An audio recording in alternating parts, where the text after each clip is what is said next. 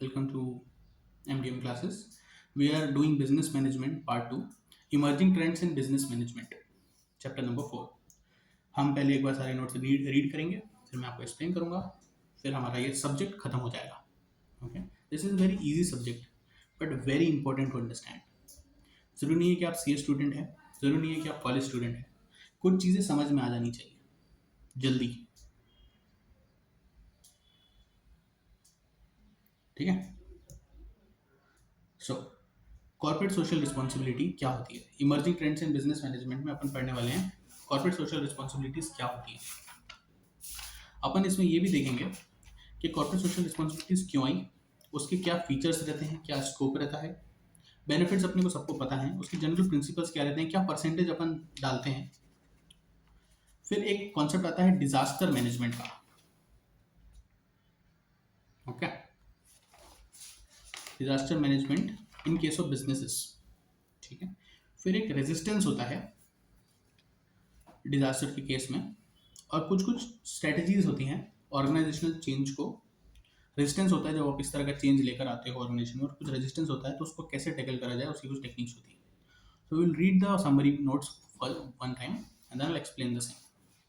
सो corporate social responsibility क्या होती है? As per section number 135 of the companies act 2013, जो भी कंपनी जिसका नेटवर्क 500 करोड़ या उससे ऊपर है, टर्नओवर 1000 करोड़ या उससे ज़्यादा है, नेट प्रॉफिट 5 करोड़ या उससे ज़्यादा है, उसको अपने एवरेज प्रॉफिट का of the previous 3 financial years का एटलीस्ट 2% उसको CSR एक्टिविटी में इन्वेस्ट करना पड़ता है मैंडेटरीली. CSR एक्टिविटी कौन कौन सी होती है? ये गवर्नमेंट नोटिफाई करके रखती है, बहुत सारी है. ठीक है, बीच में ये स्वच्छ भारत अभियान भी CSR एक्टिविटी में आता है. Types of corporate social responsibilities कौन कौन सी होती हैं? रिस्पॉन्सिबिलिटी आपकी किस किस की तरफ रहती है? Towards the customers, towards employees, towards government, towards share holders, towards suppliers. ठीक है. Advantages of corporate social responsibility: productivity and quality, improved financial performance, brand image and reputation, access to capital. Then advantages of corporate governance: compliance with laws, less fees and penalties, better management, reputation and relationships, less conflicts and frauds. Principles of good corporate governance: transparency, accountability and independence. Stages of corporate citizenship: elementary, engaged, innovative, integrated and transforming stages of corporate citizenship. Then factors of organizational change. 2 factors होते हैं, external factors, technology, social change, change in market, political and legal changes, and then internal changes, change in management, change in style etcetera. So corporate social responsibility क्या होती है अपने को पता चल गया. अब कॉर्पोरेट सोशल रिस्पॉन्सिबिलिटी किस किस की तरफ होती है? अपनी कस्टमर की तरफ अपनी क्या रिस्पॉन्सिबिलिटी रहती है कि उसको अच्छी क्वालिटी के गुड्स मिले. यूटिलिटी क्या होती है ना? Utility is the value expected out of the product. और जो यूटिलिटी आप कस्टमर को ऑफर कर रहे हो, वो जितना उसको प्राइस वो पे कर रहा है उतनी या उससे ज़्यादा होनी चाहिए. ये आपकी रिस्पॉन्सिबिलिटी है as a service provider to the customer. You must not defraud the customer and not make him believe anything untrue by your advertisements. ये आपकी रिस्पॉन्सिबिलिटी है. एम्प्लॉयज़ की तरफ आपकी क्या रिस्पॉन्सिबिलिटी है कि आप उनके साथ इनह्यूमन ट्रीटमेंट ना करें. You don't expect which is not commonly expected in the industry out of them. इतने वर्किंग आवर्स उनसे एक्सपेक्ट ना करें, उन्हें फेयरली पे करें और उन्हें opportunity to grow and prosper भी दें एज एन एम्प्लॉयर. ये आपकी रिस्पॉन्सिबिलिटी रहती है. फिर टुवर्ड्स गवर्नमेंट आपकी क्या रिस्पॉन्सिबिलिटी है कि आप टैक्स भरें, जितना बनता है उतना भरें. आप हमारे देश में हैं तो आप टैक्स भरते ही रहें, भरते रहो भरते रहो. पहले आप 30% इनकम टैक्स भरो, कंपनी का भी इनकम टैक्स भरो. फिर आप इनडायरेक्ट टैक्स भरो, GST भरो. कितना भरेंगे? 18% बढ़ेंगे, नहीं 28% भरेंगे. ठीक है. इफेक्टिव डायरेक्ट टैक्स किसी बंदे के लिए जो अच्छे पैसे कमाता है वो 45% से ऊपर है इंडिया में. मतलब अगर आप 100 रुपये कमा रहे हैं तो आपको 45 रुपीज़ टैक्स में देने पड़ेंगे. वो 100 रुपये में से एक एक पैसा कमाने के लिए आपको क्या क्या नहीं करना पड़ा, और उसमें से 45 रुपीज़ गवर्नमेंट ले जाती है. और फिर हमें पता चलता है कि गवर्नमेंट ने 10 लाख करोड़ रुपए इफेक्टिव ऐसे लोगों के लोन्स माफ़ कर दिए जिनकी ऑलरेडी नेटवर्क बहुत ज़्यादा है, जिसमें से एक को भी अगर आप उसके एस्टेट को बेच देते तो पूरा पैसा रिकवर हो जाता. लेकिन हमारे टैक्स के पैसे से उनके लोन्स को माफ़ कर दिया गया, तो फिर लोग टैक्स नहीं भरते. फिर गवर्नमेंट कंप्लायंस बढ़ा देती है, फिर लोग CA के पास जाते हैं, फिर CA बोलता है ऐसे करो, फिर उनका टैक्स बचता है, फिर गवर्नमेंट नया रेगुलेशन लाता है, फिर लोग सीए के पास जाते हैं, सीए पैसे बचाता है, फिर गवर्नमेंट नया रेगुलेशन लाती है, फिर सीए लूप होल निकालता है, फिर पैसे बचाता है, फिर गवर्नमेंट नया लाती है। आप समझ रहे हैं क्या हो रहा है? I think you get the point. So then responsibility toward the shareholders. Shareholders की तरफ रिस्पॉन्सिबिलिटी ये है कि you take their advice seriously because you are using their money for your business which is owned by them. Okay, they are the owners, they do not take part in the management, but your management should be working for them and not just for you.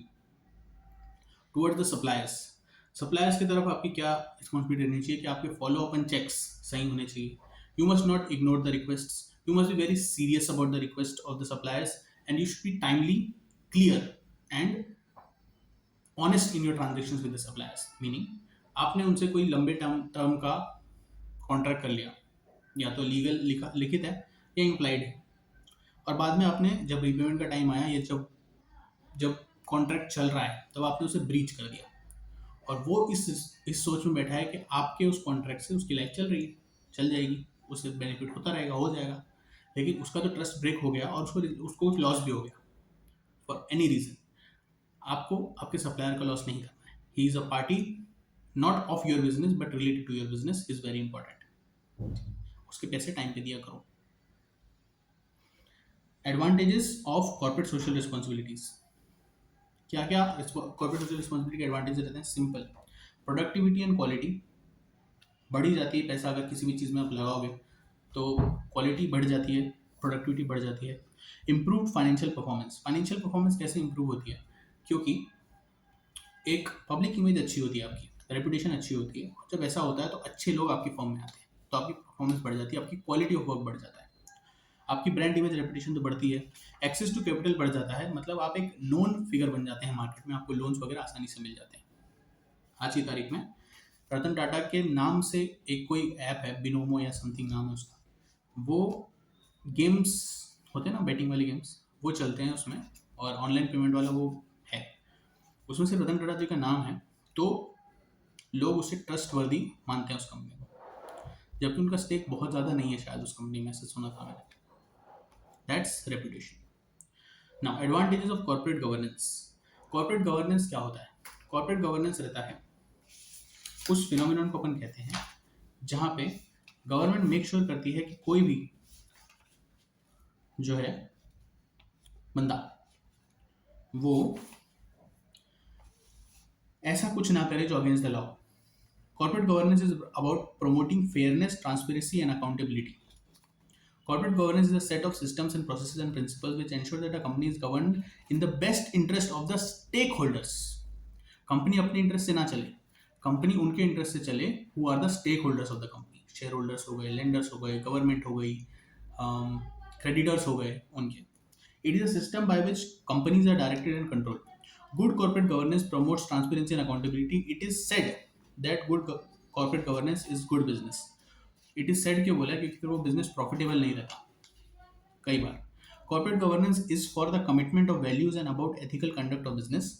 Corporate governance includes the structure, process, cultures, and systems for the successful operation of the organization. In short, we can say that corporate governance is a system by which businesses are directed and controlled. ठीक है?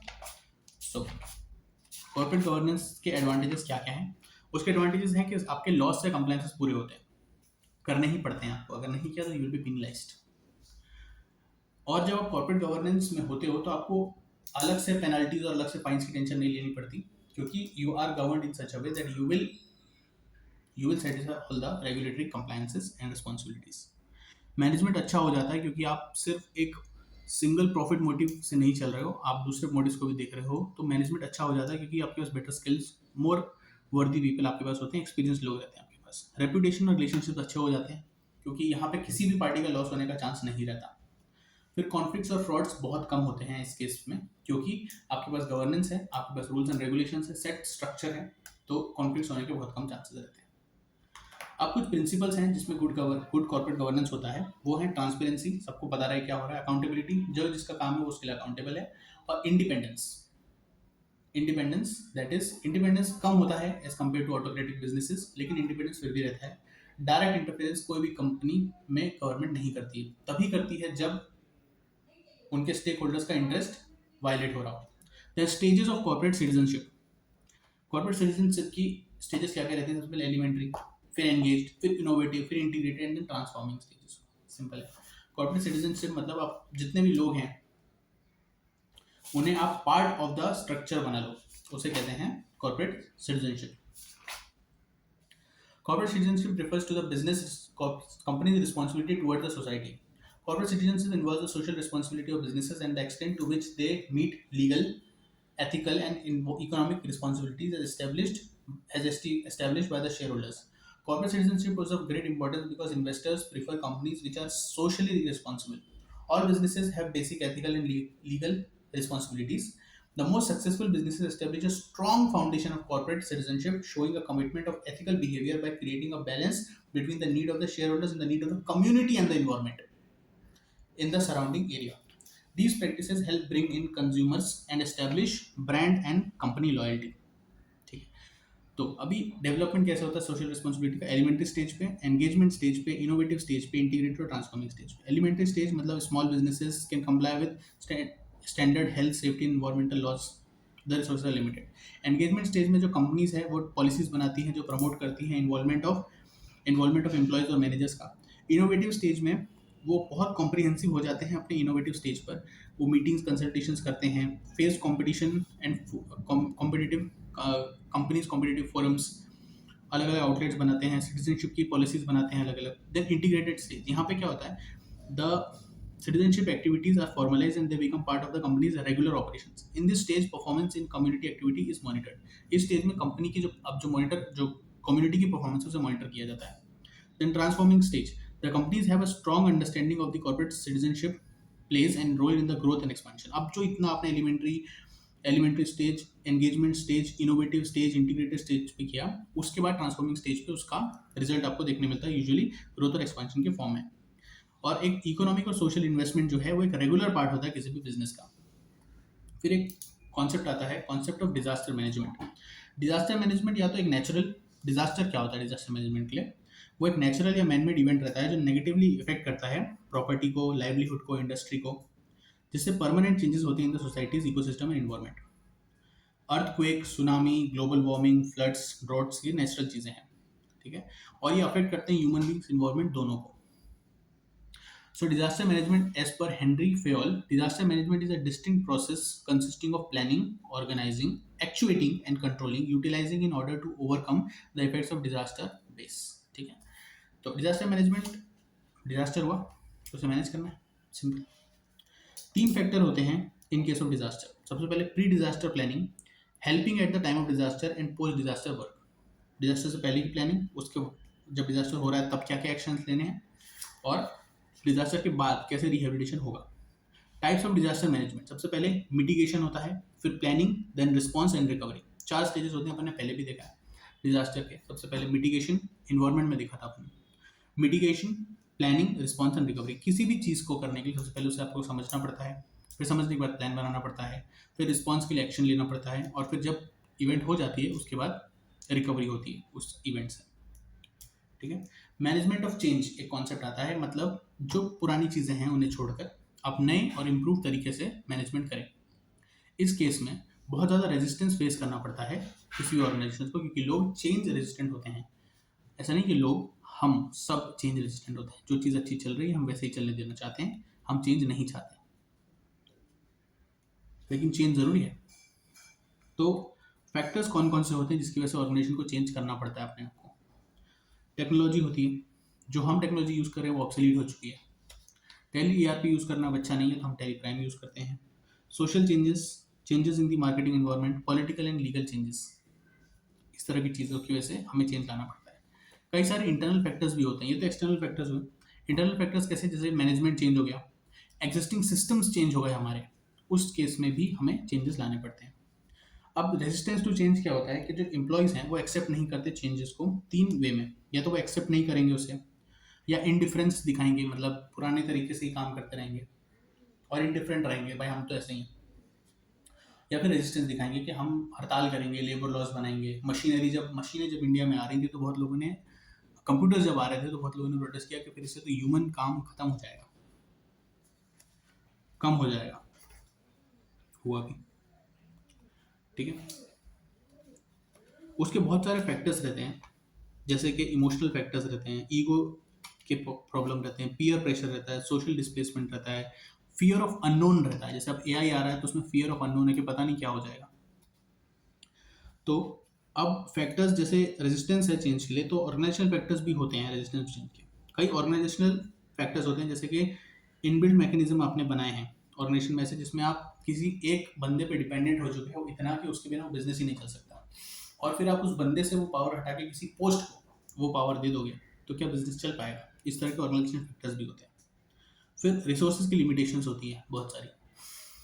अगर आपको कोई नई तरीके की method apply करनी है, आपको ईआरपी सिस्टम ऑफ मैनेजमेंट में जाना है, जैसे कि उसका डीमार्ट का होता है, उसमें पैसा बहुत लगता है, सारे सारे स्टॉक को इंटीग्रेट करना, एक सिस्टम में लाना, उसमें बहुत पैसा लगता है।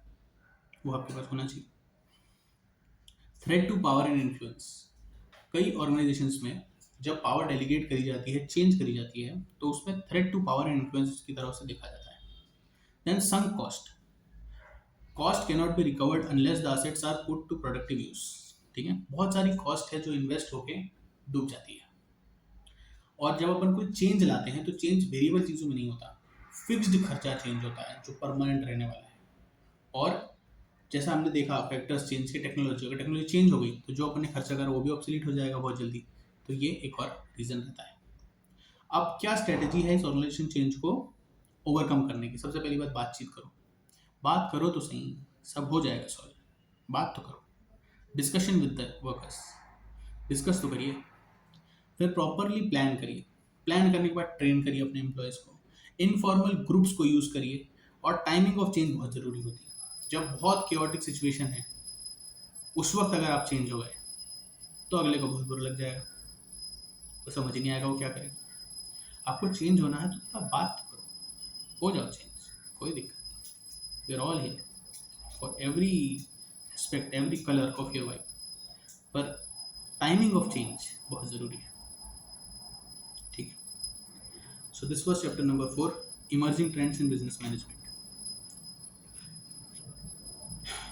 written with another subject of BCom.